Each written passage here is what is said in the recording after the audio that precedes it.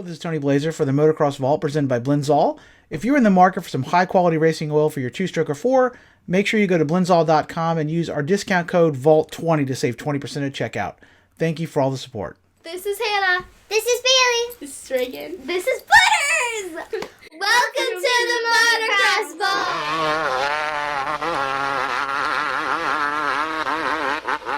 Welcome back to the Motocross Vault. I'm Tony Blazer, and what this video is going to cover is one of the more interesting and iconic off-road vehicles of the late 70s and 80s, Honda's Odyssey. A four-wheeled, kind of a dune buggy, a single-person, what you would call a UTV these days.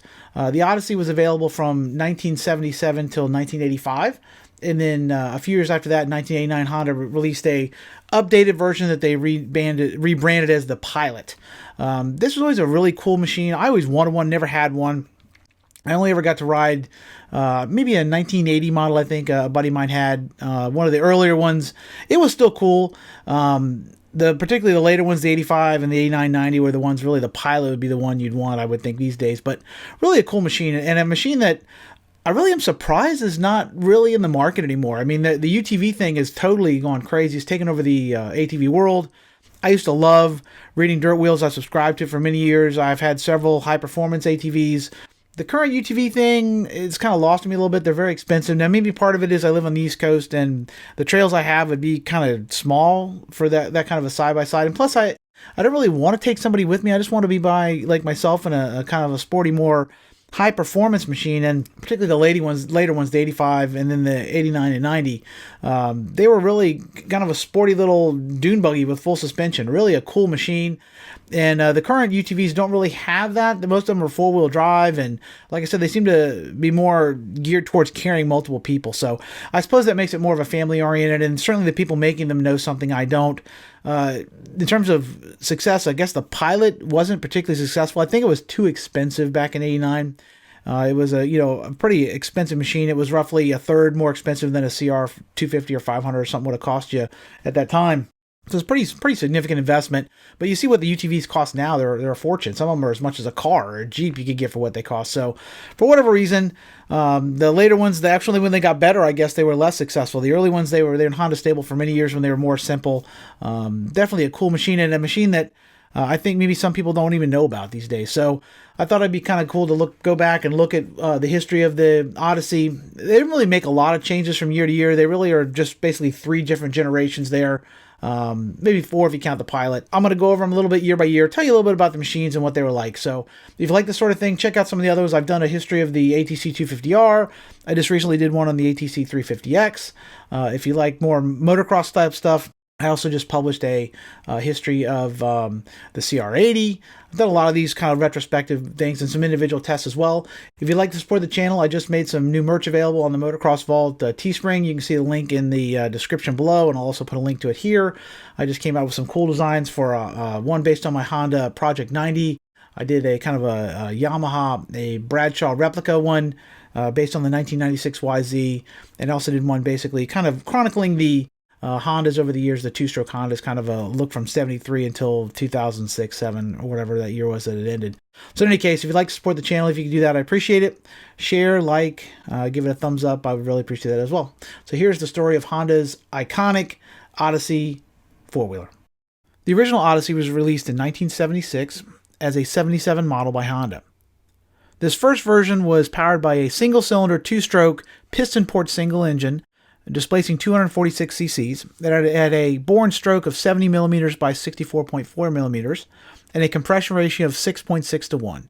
The motor was air-cooled, which was pretty common for the time, certainly. All motocross bikes in this era would have been air-cooled, and many street bikes as well. It was, as I said, a two-stroke.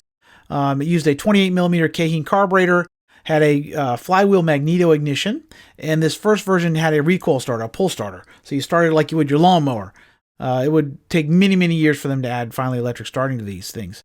It did have a USDA-approved spark arrestor, this first version, and it had a claimed capacity of 220 pounds, rider and cargo. So unfortunately, my fat butt would probably be over capacity, but this first version had no rear suspension at all. It had, just like all the ATCs at the time, you got to remember in the late 70s, pretty much all through the 70s, in fact, none of the ATCs had any suspension. They just used their big balloon tires as suspension.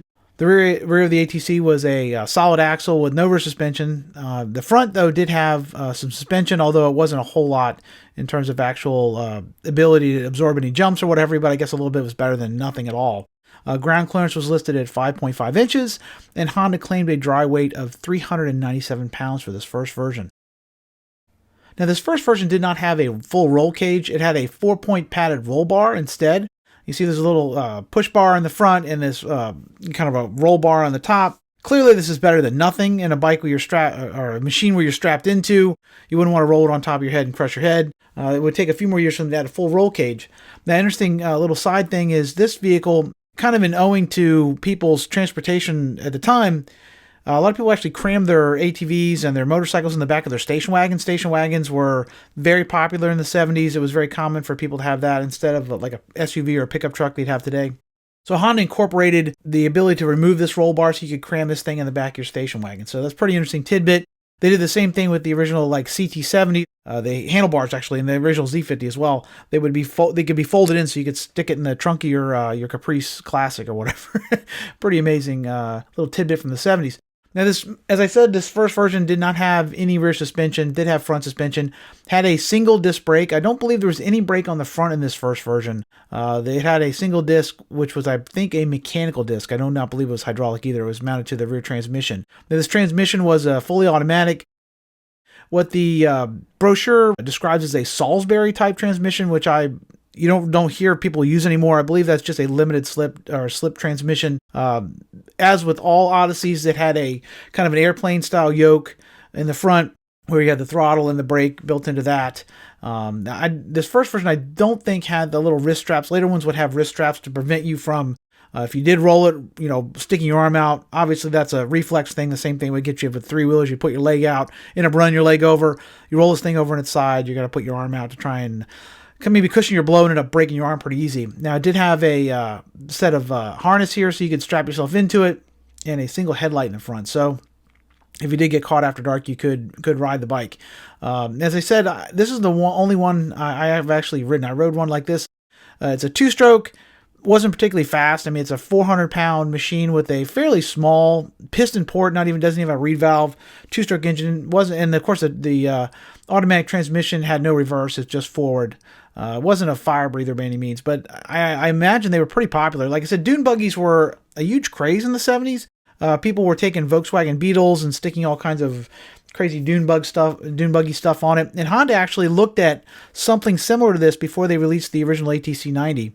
They'd done many prototypes looking at this all-terrain vehicle capability. Their dealers were looking for something they could sell in the wintertime, in the off months where the motorcycle sales were kind of off. And they originally settled on the ATC 90, the original three-wheeler, but they had looked at something similar to this, like dune buggy style stuff, but it held off a few years, so it didn't actually get introduced until 1977. Now, this basic Odyssey doesn't change a whole lot over the course of the next couple of years. It basically runs through 1980 with the same basic design. All these models are yellow plastic, very similar. I really don't think there's any major mechanical changes from 1977 through 1980. The 1981 season saw the first significant upgrade to the Odyssey. The engine remained the same. It was still the 248cc air-cooled single, but there was some updates to the chassis. First thing you'll notice is it has a full roll cage enabled for 1981. Definitely an improvement in terms of safety. Now, this new roll cage also allowed them to move the air intake much higher. So you see the air intake is actually a snorkel type, and it runs the air intake all the way to the top of the cage here. Made the bike, or the quad, or buggy, whatever you want to call it, much more suitable for taking through creeks and what have you. They also, because I assume anticipating people would be more inclined to take it through the water, they made some improvements to the transmission as well to make it a little more water resistant. One of the issues with these bikes, the transmission is always kind of a weak link with some of these. And really the two main problems with all these Odysseys going up to this retirement in 85 is air cooling. The motor is in the back. It was really easy to overheat these things.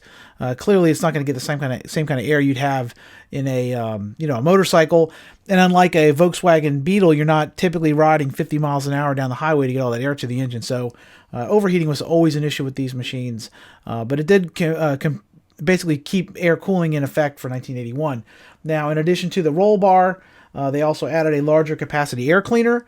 They also added a larger headlight, which had a little more candle power at night. They changed the ignition as well. It went from the old style flywheel magneto to a new capacitor discharge, a CDI ignition. The transmission stayed a V-belt torque converter, same kind of thing it had been using in the past. That didn't change. Now, the front suspension did get a slight upgrade. They upgraded the steering ratio to give it tighter steering, and they also upgraded the shocks in the front slightly. It did remain just a single disc mechanical rear disc in the back, so that didn't change. So in terms of performance, suspension-wise, the shocks were upgraded. They also changed the tires in the back to be a softer, more compliant ride. I mean, if you have never ridden any of these old ATVs with just no suspension and balloon tires, it's pretty brutal. My brother had like a 200S back in the day, 185. I've ridden a lot of these things with no suspension. It is pretty terrible. It's really bouncy. I imagine it's even worse in something where you're strapped down, at least on a ATC 200S or something. You can use your legs for some of your suspension, stand up, and you're not going to get pounded quite as bad. But in this thing, you're strapped into the damn thing. So, if you hit a big bump, it's going right to your kidneys. Now, they did improve the harness slightly. For 1981, it had a better 4-point harness with more padding, and they added a little net there to protect you from your helmet hitting the things in the back. Overall, though, it's very similar. There's not a whole lot of difference for 81. They did change the colors. You notice it does look different, obviously. The first version, 1977 through 80, is all yellow, and then the 81 through 84 goes to the more traditional Honda red. So it did change that part. As far as upgrades, you could get like a little trailer hitch for these Odysseys. They also sold a Chevron-style tire you could get for a little better, I guess, maybe use in snow or something. I'm not sure. I don't think it was any, maybe in the sand too. But in any case, these early versions, they're probably a lot of fun in the dunes. Like I said, I only ever rode one in the backyard. Like I rode around my buddy's backyard. It was pretty fun for that. In any kind of rough terrain, though, I imagine they were pretty brutal on the kidneys, but they continue to be popular enough that Honda kept them in their lineup for the next few years. For 1985, the Odyssey received by far the most comprehensive update it had received to that point. The new machine was completely redesigned from stem to stern. Literally nothing was a holdover from the 84 machine. The bike had a new frame, all new engine, full suspension for the first time. As I said, really a complete redesign. Really, they almost should have changed the name like they did with the Pilot. It was that much different than the previous machines. Now, the new Odyssey for 85 had an upgrade in displacement to a 342 cc's. It remained a two-stroke, air-cooled single. Really, that's the major difference when you'd see versus a modern UTV. These are all two-strokes. Now, it did get a reed valve for 1985, which helped with response. The new engine used a 6.7 to 1 compression ratio and a 80 millimeter by 68 millimeter bore and stroke. Carburation was handled by a 32 millimeter piston valve carburetor. Ignition was still done by electronic CDI. Now, one nice feature they added as well for 85 is electric starting. So this is the first Odyssey you didn't have to pull start, which also meant you could start the thing once you're strapped in. There was always a deal with the old one. You had to fire it up, not get run over by it while you climbed into it. So this one you could do all that stuff just while sitting strapped in there. There was a switch for the starter. Basically, all the controls are on that central yoke there. For 1985, they added front brakes for the first time. They were hydraulic, but they were drums. The front used a hydraulic drum. The rear used a hydraulic disc, which was a major upgrade from the old mechanical discs. The old mechanical discs worked okay. I mean, I had one on my Blaster. It was decent, but it lacks the feel of a hydraulic system. Now, the 85 received full suspension for the first time. Up front, it had a set of shocks. In the front, they were adjustable for preload only. Now, in the rear, it finally did get rear suspension, which was a major upgrade. The shocks offered a decent amount of travel at 5.9 inches. Not phenomenal. You wouldn't want to take it on a Supercross track, clearly, but it was way better than the 0 inches of travel on the 84 model. There was an adjustment for preload, but neither the front or rear were adjustable for compression or rebound damping. It was basically like the old street bike shocks. You could crank down the preload to get a little more spring tension, but there wasn't anything you could do as far as the damping goes. Now, the new bike did increase in weight significantly. The 84 model came in at about 430 pounds. This new one was just shy of 600 pounds, so a pretty significant upgrade in terms of weight. So that probably neutered some of the performance in terms of the motor. Now, the motor, as I said, did remain a air-cooled design. This was a bummer. Overheating was always a problem on these darn things, and now they did make some changes. They said they redesigned the front fenders to direct more air to the back. And you can see there's actually little ram scoops kind of on either side of the Pilot. It didn't really help too much. I mean, this bike still was known for overheating. It was actually one of the problems they had with this 85 model. In fact, it led to a recall.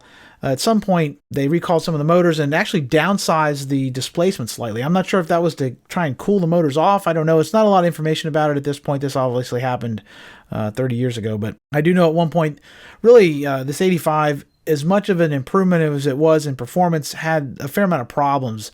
They also had problems with the transmission failures on them. When you go off a jump, land suddenly, you could break the transmission when the rear tires hit the ground again. It really was some mechanical problems, I think, that kind of plagued this design. In terms of, technology, it was a big improvement. But in terms of reliability, I'm not so sure. Maybe because people push these a little harder. Anytime you up the performance capabilities of something, somebody's more likely to, push them a little bit harder. And maybe that's part of what caused these things to have some issues. The bigger, more powerful engine and the better suspension probably caused people to treat them less like a toy and more like a high-performance machine, and maybe that caused some of the problems. But I love the looks of this thing. I always wanted one myself. I wish the heck I could have had one. It's a neat machine. I imagine they're probably still worth a fair amount of money if you can find one that's still running and still in decent shape. It's a good-looking machine for sure. Way, way, way better than the original ones, which look really very much like a 70s dune buggy. It's kind of cheeseball. This thing here looks like a, high-performance like sandrail kind of deal. Certainly a cool machine. I never got the opportunity to ride one. Now, this 85 did offer a reverse gear for the first time as well, which was a really nice thing. In the old one, you have to get out and push if you wanted to back it up. So much more versatile in terms of that. But like I said, there were some reliability issues that probably torpedoed it. Interestingly, Honda only had this bike in the lineup for 1 year. I mean, if you think about all the money they must have spent, I mean, this is a really significant redesign, and then they canceled it. There was no 86 Odyssey. I don't know what happened there. I don't know whether they didn't sell very many of them. The recall and the reliability issues might have been a problem, but I mean, it's not like you have a recall on a car now and you completely stop making the car after 1 year. So it is kind of puzzling. I don't know why this is a 1 year model, but certainly an iconic machine and an interesting one, probably all the more for the fact they only made it 1 year. In 1989, after a 4 year hiatus, Honda came out with a successor, essentially maybe not the exact same machine, but clearly a direct successor to the original Odyssey, the 1989 FL400R Pilot. One little interesting tidbit, it's funny to me that the Pilot and the Odyssey are now currently like SUVs and a minivan, but Honda had these original versions in the 80s in the ATV/UTV market. Now for 89, this was a complete redesign of the previous machine. It shares no parts with the Odyssey, which probably has something to do with the fact that they changed the name. The machine had much upgraded suspension. It used double wishbone suspension, just like Honda's high-performance cars at the time. It has upgraded shocks in the front. The rear shocks actually have remote reservoirs for the first time, offer more travel. The motor was completely redesigned. It went from a air-cooled single-cylinder two-stroke to a liquid-cooled 397cc two-stroke. Honda claimed to put out 38.9 horsepower. It had used a 6.2 to 1 compression ratio and a 34 millimeter carburetor. Now the transmission remained a fully automatic. It did have reverse like the 85, but they added what they called a slipper clutch to the transmission to help take a little of that shock. As I said, they had problems with the transmissions breaking on the 85. So when you go off a jump and you pin it in the air and you land on the ground, you could break that transmission. The new one had a little something in it there to try and cush that up to keep it from jarring the transmission and breaking the cases and what have you. So I never got a chance to drive one of these personally. I've always wanted one. This is the one that is like on my bucket list, a dream machine to have. It looks like a really cool machine. And back in 89, I wanted one so bad. When I first saw it, I thought it was just the coolest thing I'd ever seen. Of course, it listed for $59.98 in 1989, which I don't know, in modern dollars is probably $15,000 or something today, and that was a lot of money back then, especially for a 19-year-old kid, fresh out of high school. I certainly had no way of affording anything like this, and I guess a lot of people had a hard time swallowing that kind of money for, essentially an ATV back then. Now you see guys spending 20 grand plus on these crazy things now, and I think if the Pilot came out now, it would be a huge hit. But back in 89, I guess it was a tough sell. Unfortunately, Honda only made this thing 2 years. It was only in 89 and 90. So I guess they just didn't sell a ton of them. It's kind of peculiar because, like I said, everything was upgraded. In addition to the liquid cooling here with a big radiator on the back of the roll cage, you got hydraulic discs in the front and back. So the brakes were, largely upgraded. Pretty much everything was improved on this machine. Now, in stock condition, I don't think you're not going to take it out on a Supercross track or something like that. But compared to the Odyssey with the first generation and the second generation, or any of them really, it's a major improvement. I will, like I said, I'd always love to have one of these things. It's just a really cool machine, definitely an iconic machine of the 80s, and one of the most interesting machines Honda built. It kind of puzzles me that they haven't come out with something like this now. I think this thing would sell like crazy today because there really isn't anything like it. I mean, I think Polaris, like I said, makes a single person one of these UTVs, but it's 4-wheel drive and it's at least 200 pounds, I think, more than this thing. This thing weighed, believe it or not, with even of the upgrades, it's listed at the same exact weight as the 85. So they added liquid cooling. It's got a larger chassis. I don't know if they put more aluminum into it or how they got to it, but it lists the same 592 dry weight as the 85. So you got a huge improvement in performance with no real appreciable change in weight, which is pretty impressive. And I think the least heavy Polaris is like 800 pounds at least now, so it would be significantly lighter. Of course, a two-stroke typically is lighter as well. So this is a really interesting machine, and again, I don't know why it only lasted 2 years, other than maybe it was just too expensive. Maybe it was clearly a machine kind of too early for its time. If they came out with it now, I imagine this thing selling like hotcakes. So Honda, if you're listening, maybe pull the Pilot out of mothballs and take it for another spin here. So I hope you've enjoyed this little brief look back at the Honda Odyssey and Pilot. A couple of machines that were definitely very interesting, and I think it deserve another look back today. I think, as I said, they would be a real hot seller if they brought something similar to this back. So it's really kind of a weird little niche of the market that I don't think is being served. So in any case, if you like this sort of thing, make sure you check out some of the other stuff I've done. If you like to support the channel, check out my Teespring merch store, and if you give it a like and a little thank and a little bell checking there on Facebook or wherever the heck you're watching this, I'd appreciate it. Until we meet again, this is Tony Blazer for the Motocross Vault. Peace.